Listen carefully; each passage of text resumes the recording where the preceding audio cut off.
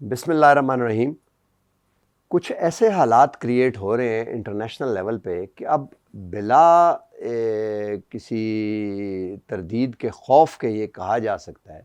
کہ پاکستان میں ہونے والے حالات ایگزیکٹ مرر ہوں گے اس چیز کا جو انٹرنیشنل سطح پہ ہو رہی ہے، اور پاکستان میں یہ جو پی ڈی ایم کے جلسے چل رہے ہیں یہ ایکچولی مرر کر رہے ہیں انٹرنیشنل لیول کے اوپر ہونے والی چیزوں کے۔ اگلے آنے والے چند مہینوں میں کیا ہونے والا ہے انٹرنیشنلی اور پاکستان میں بھی ہم آپ کو بتاتے ہیں، ہمارے ساتھ رہیے۔ لیکن اس سے پہلے ہمارے چینل کو لائک اور سبسکرائب کریں تاکہ آپ کو ویڈیوز ملتی رہیں۔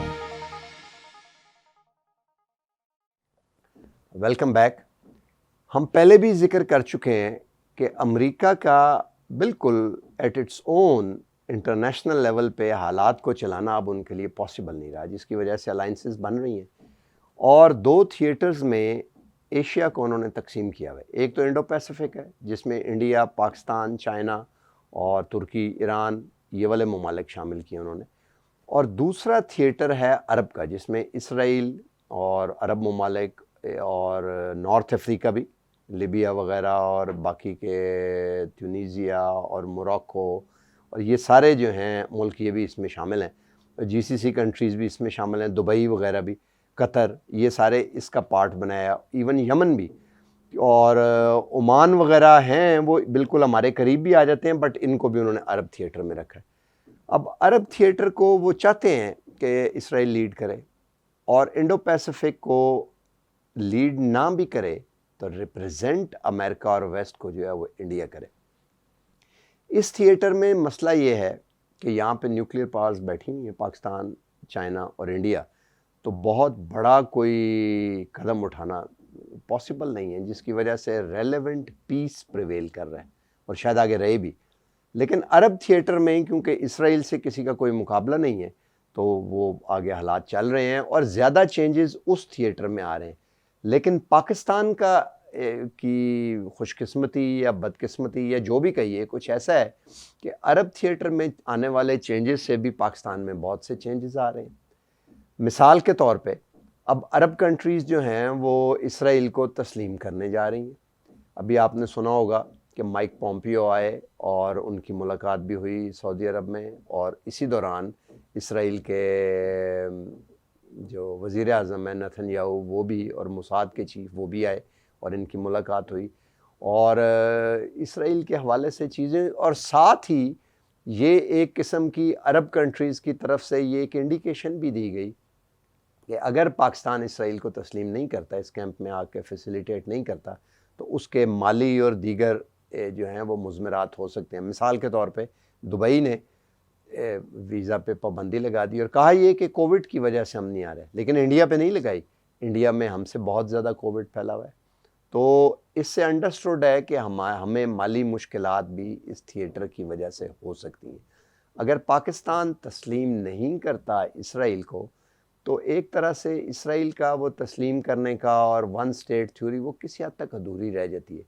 کیونکہ پاکستان کا کشمیر میں وہی سٹینڈ ہے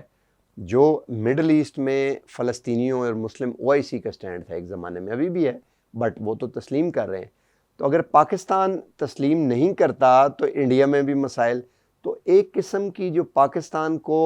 ایک پیشکش کی جاتی ہے وہ یہ کی جاتی ہے انڈر دی ٹیبل کہ اسرائیل کو تسلیم کریں، اور انڈیا کے ساتھ ہم کسی طرح سے آپ کو کنسیشنز لے کے پیچ اپ کروا دیتے ہیں۔ اب وہ پیچ اپ شاید یہی ہو کہ جو آزاد کشمیر ہے اور یہ علاقے آپ کو دے دیے جائیں، یا علاقے کچھ اور بھی دے دیے جائیں، سرحد بہتر کر دی جائے، جیسے کہ ایک زمانے میں یہ مشرف کے دور میں ہم سنتے تھے کہ بھمبر اور دریائے جہلم کا سارا جو کیچمنٹ کا ایریا ہے وہ پاکستان کو دے دیا جائے، جس میں جموں تک کے کچھ علاقے ٹیریٹریز آ جاتی تھیں، اور وہ تو اس طرح کے پروپوزل بھی انڈر دی ٹیبل دیے گئے، اور اگر یہ نہیں ہوتا تو اس کے ڈائر کانسیکوینسز، اور اگر یہ ہم کر لیتے ہیں تو ظاہر فلسطین میں بھی ٹو سٹیٹ تھیوری جو ہے that would be gone forever, اور اسرائیل کی سنگل نیشن کے بارے میں کہ صرف اسرائیل ہی ہے، ٹو نیشنز نہیں ہے۔ اوسلو ایکارڈ جو ہوا الفتح کے ساتھ ایک زمانے میں، وہ that is dead and gone, اس کا مطلب ہے اسرائیل اکیلا رہ جائے گا۔ تو پاکستان کا اسرائیل کو تسلیم کرنا سمبولکلی اور ادروائز اس لیے امپورٹنٹ ہے کہ یہ دونوں تھیٹرز میں کسی حد تک افیکٹ کرتا ہے، کشمیر میں بھی اور فلسطین میں بھی جا کے۔ اب یو اے ای نے جو پابندی لگائی ہے ورکرز کو، پاکستان اس لیے خوش تھا ابھی کہ ریمیٹنسز زیادہ آئی ہیں، وہ بھی کم ہو جائیں گی۔ $2 ارب انہوں نے آپ کے کیش فلو میں رکھا ہوا ہے، $2 ارب سعودی عرب کے۔ اگلے سال کے بارے میں ہم سن رہے ہیں کہ اگلے مالی سال میں پاکستان کو $15 ارب چاہیے ایکسٹرنل فائنینس کے، صرف اپنی بجٹ کو آگے چلانے کے لیے۔ اب یہ 15 ارب میں سے آپ اگر یہ $4 ارب نکال دیتے ہیں تو یہ 15 سے جمپ کر کے $19 ارب پہ چلا جاتا ہے۔ تو وہ فائنینسز کہاں سے آئے گی؟ آئی ایم ایف دے گا، واٹ ایور جو بھی ہے، آپ کی ایکسپورٹس جو ہیں وہ پورا کر سکیں گی، اور ایکسپورٹس بھی